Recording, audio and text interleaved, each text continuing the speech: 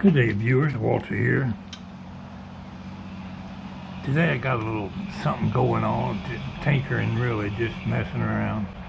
See, I got my bird feeder out there on a shepherd's hook pole, which is up and down. And I've been hooking my GoPro camera to the top of the satellite dish, but the weight of the camera makes it tilt sideways because I got the bird feeder hung by a single bolt in the middle. It works okay for the birds and it swings in the breeze, but when I hook the GoPro camera on there, it makes it kind of cockeyed up there. So I put together a conglomeration of stuff. I'm wearing my GoPro hard hat right now. Now this brown square thing here, started to say brown, it ain't brown, it's black, is a GoPro holder. You open the door up and stick your GoPro in there and latch it. Well, this one's broke, but it'll still hold the camera, and I can put a rubber band around it.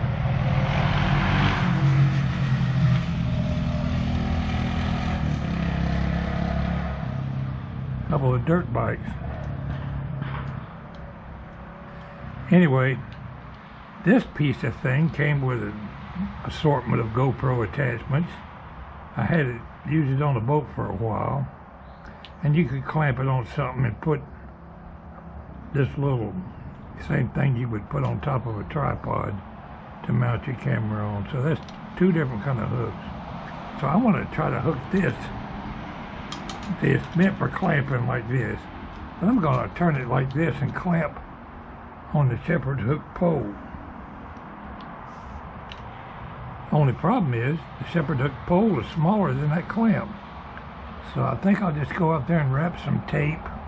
I thought about a piece of garden hose, but some kind of rubber or tape or something around there to make the pole bigger enough around that I can clamp it with this. Anyway, I managed to get this old broken GoPro attachment screwed on there with, let's see, I got 1, 2, 3 different attachments here with, well, actually there's 4 screws in there. 1, 2, 3, no, just 3, plus this one. Anyway, let's go out there and see if I can make it work. I want to attach it to the pole, and then that bird feeder can swing in the breeze all it wants. But I had to keep turning different angles until I got the camera vertical. And that looks like it'll be just about vertical. Let's play around and see if we can't make it work. You don't need to watch me fumbling with it, but we'll go out there and put some tape or something around the pole for now.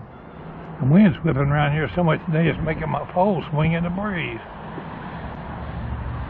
See, that single hook makes it awful unsteady. And here, let's see. Can we get such an angle that it'll be looking right at the bird? I'm thinking right about there. In fact, where the sticker was might be about the right height. That was a sticker that I couldn't get all the glue off that came with the shepherd's pole. Let's wrap that booger bear with tape and make it fatter and see if we can clamp this on there.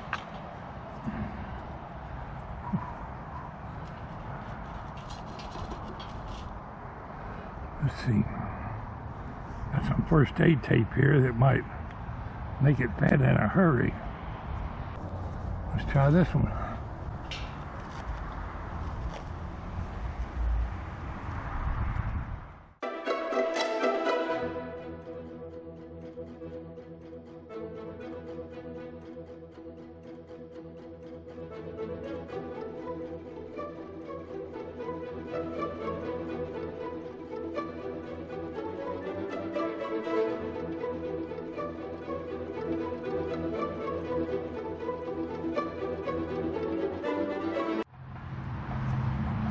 Now, since that's kind of cloth-like stuff, just cover it with black electrical tape.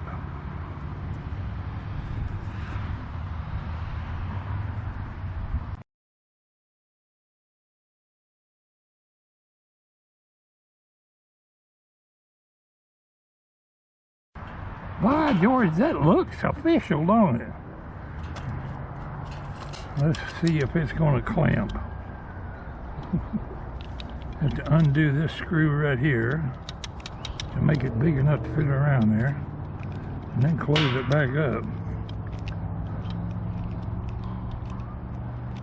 Viewers, in the process of coming up with this arrangement, I twisted and turned and removed parts and came up with a better arrangement of how to do this. It looks good what I got right here, but I found something a little better. So we're going to count this first attempt as a failure or only a partial success. I'm looking through the hole. No, that's going to be a little crooked. What the heck? The pole ain't stuck up straight to start with. I don't think the birds will complain about it being crooked.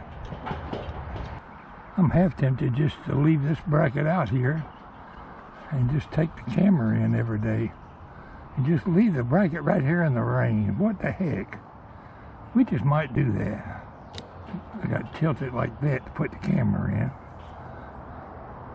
Well, it's going to be hard to do with the camera on my hard hat. Let's put the camera in the dewfunker and turn it on. In the process of creating this version of the camera arrangement, I did manage to capture the first two birds to come to this feeder, so we're going to call this part of the video part 1.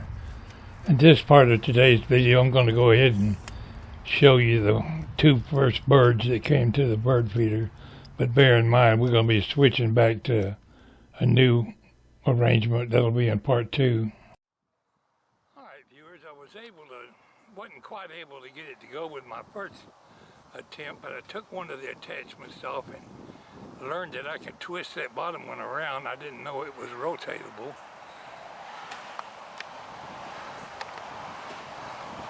If it wasn't, it is now, because I twisted it all around.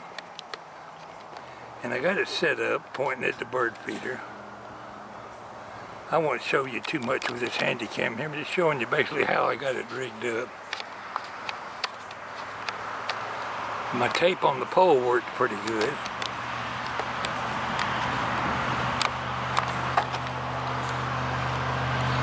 In fact, I'll leave. Let's raise the camera up a little bit.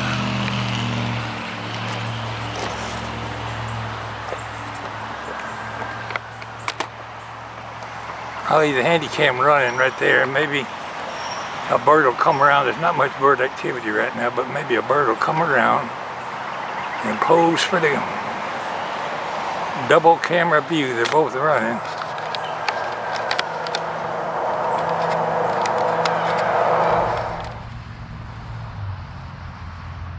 In a moment you're going to see why this angle was a failure.